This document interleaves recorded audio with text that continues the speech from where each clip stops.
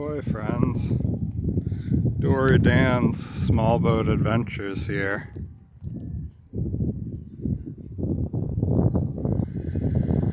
So yeah, we're up in Gloucester's Harbor, right near Rocky Neck, and yeah, I figured I'd had a few minutes, so maybe we'd do a sort of walkthrough of Centennial's features. Small transatlantic sailing dory. She's 20 foot overall and 25 if you include the bowsprit.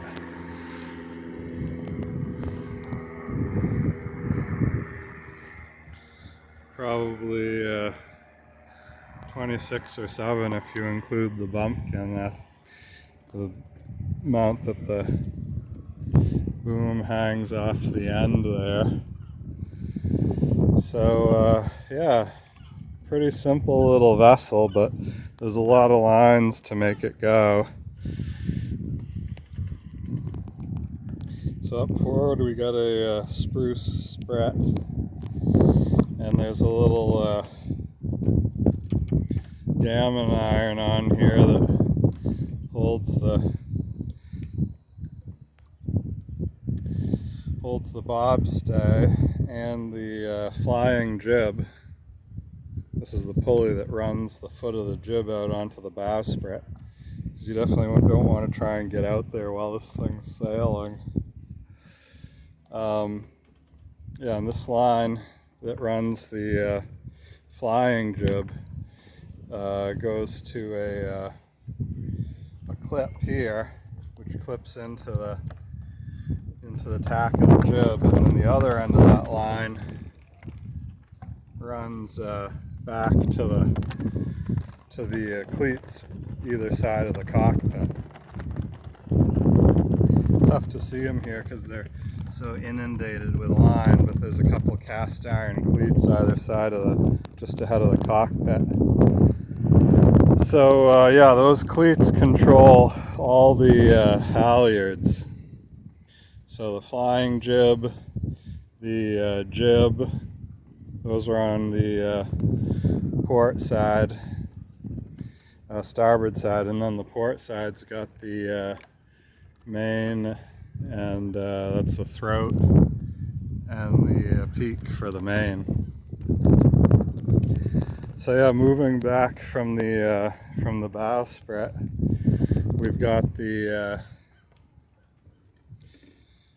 tack of the jib and the forestay go into these heavy eye bolts, and there's a bridge deck there with a double purchase tackle on it that tensions the forestay, and you don't have to pull on that double purchase hard at all, you know, just snug it up basically, take the slack out of the forestay, and the forestay is tensioned, because you start tugging on that hard and you'll start breaking things.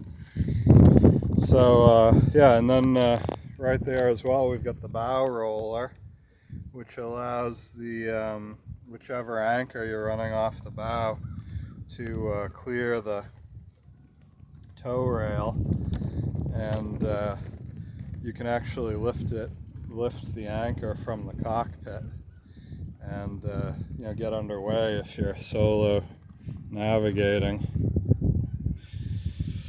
So then yeah, back at the foot of the heel of the bowsprit, we've got a big beefy cleat bolted through the deck there, basically a miniature Samson's post, and that's handy for the bow anchor or bow lines or dock lines or whatever you've got to lash to it. Also, that cleat holds the butt of the bow roller there. Got a little folding anchor forward at the moment. I think it's a 10-pound maybe. So yeah, anywho, yeah, like I was saying, small, fairly small staysail here, which is just basically the working rig sail, and that's up pretty much all the time, whatever the weather. Unless you're double reefed on the main, then you might drop the jib and you balance okay, but otherwise you're going to want the jib to bring you through the wind. And this boat comes through the wind quite well. It's got so much weight in it that it carries well through stays. All right, got a bit of a cluster of line started here. I'm sure it's gonna rat's nest before the day is done, but yeah, we're tied up to the dock right now, so some of these lines get stowed when you're not at the dock.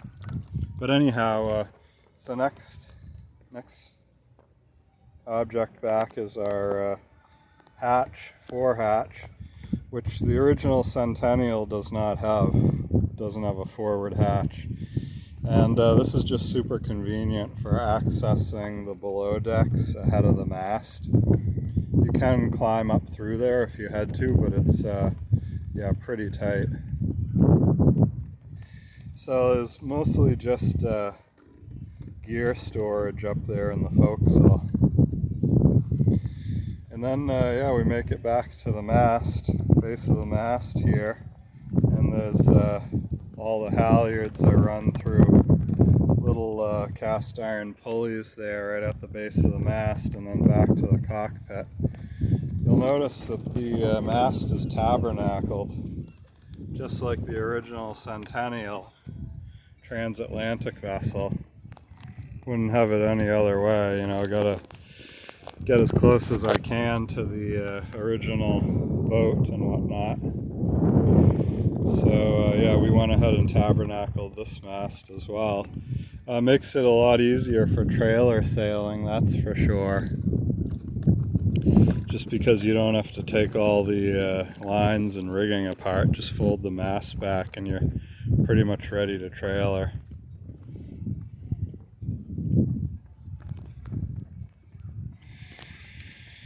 And the shrouds here go to little cross trees at the top of the mast, and big heavy chain plates through the first plank. So like I was saying, the rig is a jib and mainsail boat. And of course, with the ability to set that flying jib for off the wind work, gaff rigged, similar to the original boat, double shrouded. The sail is by Burnham and Emmett Sailmakers, and Oceanus sailcloth, which is nice. Got a great feel to it when you're handling the sail, and it's a really durable cloth. Doesn't really crease or fold. It's very it's a cotton look-alike, or a cotton replica. Both the feel and the look to it is supposed to mimic cotton. So excellent sails. They sat well, produce a lot of power, and they've got some weight to them, so they don't really make a lot of noise when they're flapping and flogging.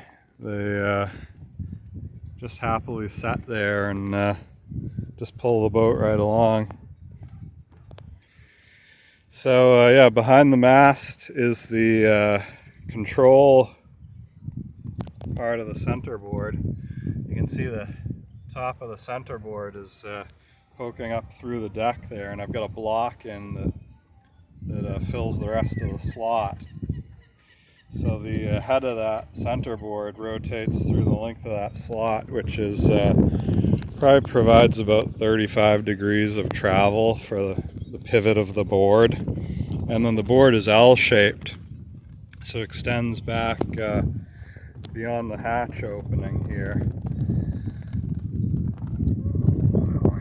You can see the end of the board there. So that end swings down when this L, when the short end of the L comes back. So like I was saying, it goes down to about 30 degrees or so. Yeah, so just behind the centerboard, so the centerboard box is also L-shaped, and that's tied into the deck here at this king plank. And just behind where the L of the centerboard box ends is where the cargo hatch or the main hatch begins. And so this is actually this is removable. I've actually made a couple seats that will drop down in there. When this hatch is out, you could fit probably 4 or 5 people down inside on the cross thwarts, go out for a day sail. That's not usually how I sail the boat, because I got a bunch of gear down below, so I like to keep stuff dry, plus I got, you know, all my bedding and whatnot. So I usually sail it with the hatch on. But you know, if ever there was a day to pop the hatch and get a crew aboard, it would be today. It's a gorgeous one. Looks like we might have some rain coming in tomorrow, but today is supposed to be a real beauty. Yeah, a few mare's tails up there.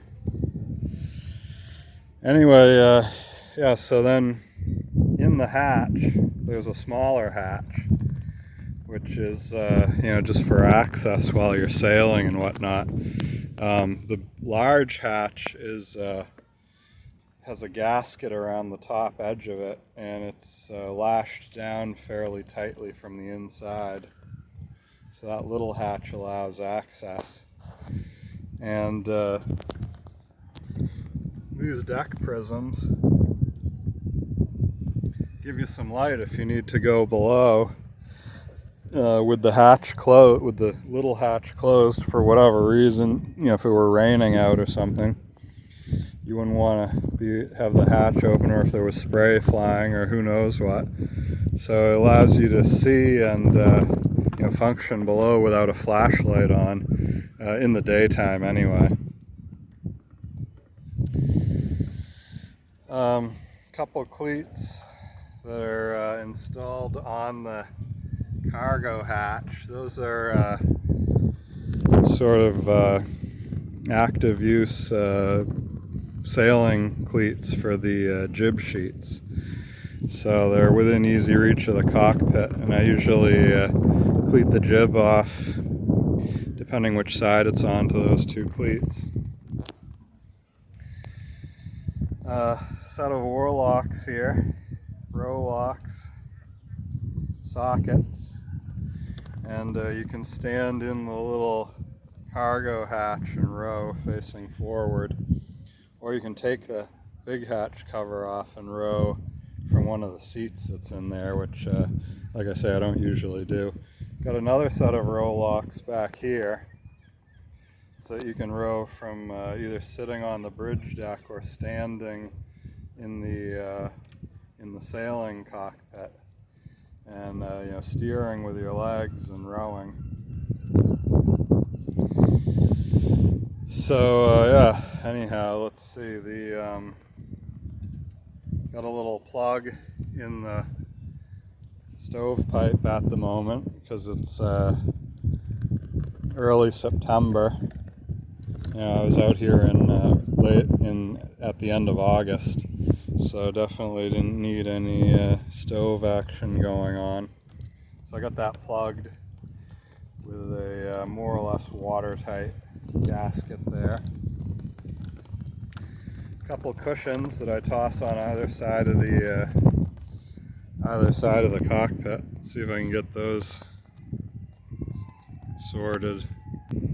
Alright, so that's how the cushion's set on there. When you're ready to go sailing, just have a seat on the cushions and hang however you like.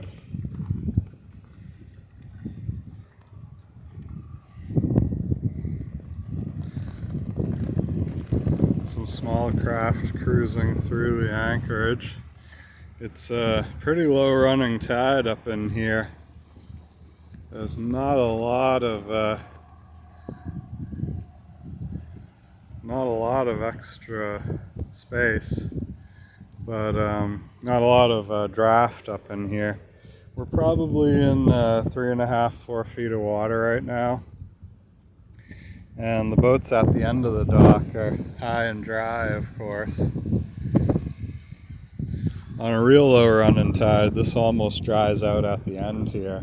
This isn't a very extreme tidal range at the moment. So anyhow, yeah, let's get back to the boat tour. So back here we got the main sheet and the footwell, sailing footwell, where the main anchor is in there. So you got ready access to it while you're sailing. You can toss it over the side at a moment's notice, and then figure out where you want to lead it off. So some empty Dunkin' Donuts cup in there, some water bottles. I got a pair of boots in there. It's essential to always have some sort of robust footwear along with you whenever you're dinghy sailing or cruising or going to be anywhere in a small boat, because you never know when you may come into shore or get blown on shore or have to pull up on some shallow spot that you didn't see or anticipate. And you definitely need to be able to put on protective footwear before you get out of the boat.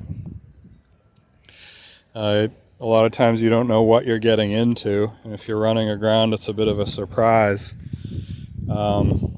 So you've got to have some easily accessible footwear to just slip on. It can't be a big deal or you won't do it. You've got to do it though, because when you hop out of that boat, you don't want to go and cut your foot on something, whether it's a glass bottle, an oyster shell, a razor clam, a regular clam. There's a multitude of things that could give you a nasty gash, and all of a sudden you've gone from a small inconvenience to a kind of ruined day and a nasty cut. So that can be avoided by putting on the proper footwear. So I got a pair of rubber boots in there that I can just throw on in an instant or two and go over the side if I have to.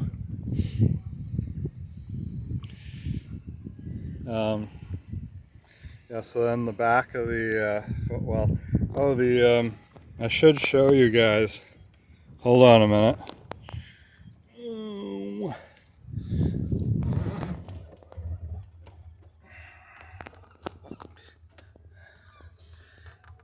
So the footwell has a little screen, a little air chamber,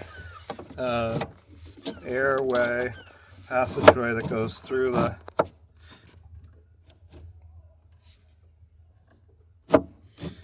to the inside of the boat.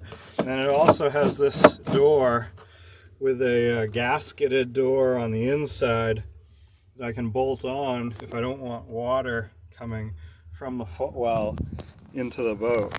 Now rainwater won't do that. It would just be if you were in extreme weather and there was a lot of water coming into the footwell. That you were having difficulty keeping up the bailing, you could put that gasketed door in and then deal with it. So yeah, I've never used it. I've just tested it to make sure it fits and it'll bolt in place. So let's see if I can get this tied up with one hand. yeah, so then like I was saying, just behind the footwell, good sized cleat, deck cleat, locust, and deck cleats either side, locust.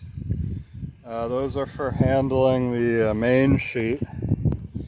There's also eye bolts in the top of those two deck cleats, and I've got lines run forward where I can set up running backstays if I wanted to off of those cleats. But yeah, generally those cleats are used for main sheet handling, and the lines running from cleat to cleat also are great for lashing the tiller in place. So you can lash the tiller anywhere along that arc, and yeah, you're good to go. Just behind the footwell there is a full width bulkhead that separates the stern of the boat from the living area, and there's a hatch into that there. I've just got a bunch of gear down there stashed. Similar sort of stuff as what's in the forecastle, some life jackets, some tools, some safety equipment, radar reflector and whatnot. Radios in there in the little bucket, little shelf right beside the hatch opening. Then this piece of wood on the far side here is a boom crutch. A boom crutch that's folded up because the sails are up.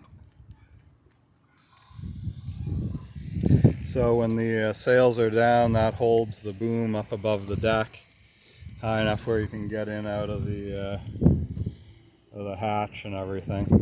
And then we come to, got a nice long tiller handle there, so you can easily reach it from the standing well.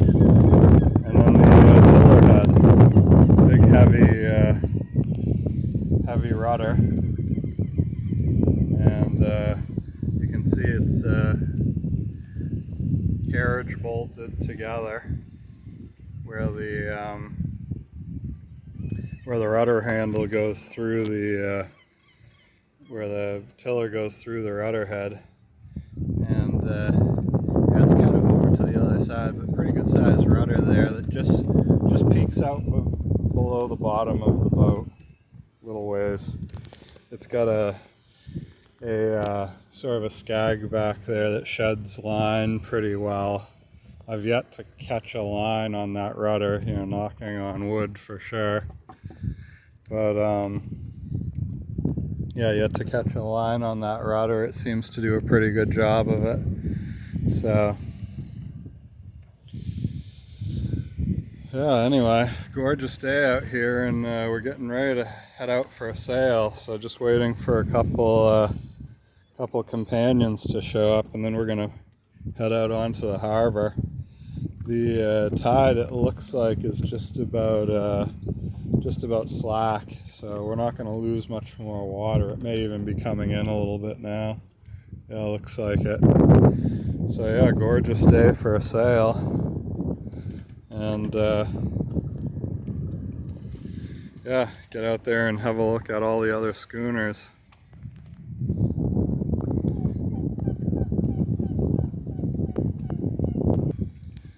Yeah, massive thank you to everyone who's liked, subscribed, and supported the channel.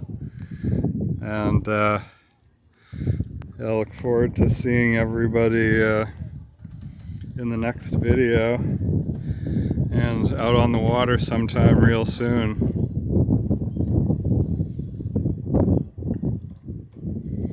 God bless and have a great day.